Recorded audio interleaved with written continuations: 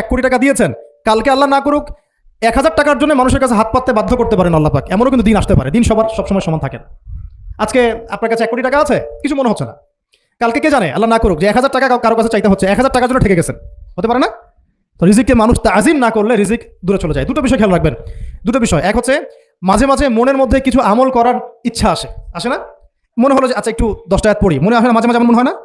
ওই সময় এই যে মনের মধ্যে যে এই ইরাদাটা জাগ্রত হওয়া, এটাকে আমরা বলি ওয়ারিদ। অন্য ভাষায় আপনি বলতে পারেন মেহমান। কি বলতে পারেন? এটা আল্লাহর পক্ষ থেকে আপনার কলবের মধ্যে মেহমান হিসেবে এসেছে। এখন আপনি যদি আমলটা করেন, সেই মেহমান বারবার আপনার কলবে আসবে।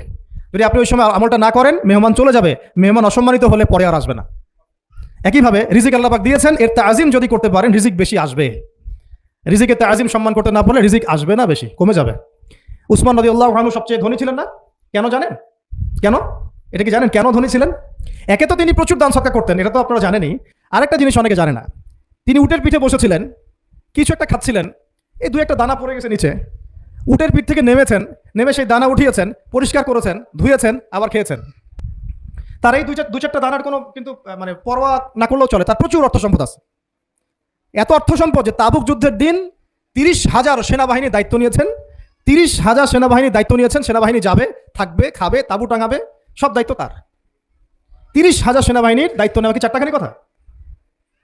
তো এই সাহাবী এই কয়েকটা খাবারের দানা উঠিয়ে খেলেন। নবী সাল্লাল্লাহু আলাইহি ওয়াসাল্লাম বলেছিলেন যে তোমাকে আল্লাহ পাক রিজিক বাড়িয়ে দিবে না কেন? তুমি রিজিকের যে তাজিম বা যে সম্মান তুমি করো, এর বদৌলতে আল্লাহ পাক তোমাকে বেহিসাব রিজিক দিবেন। দুইটা বিষয় খেয়াল রাখবো।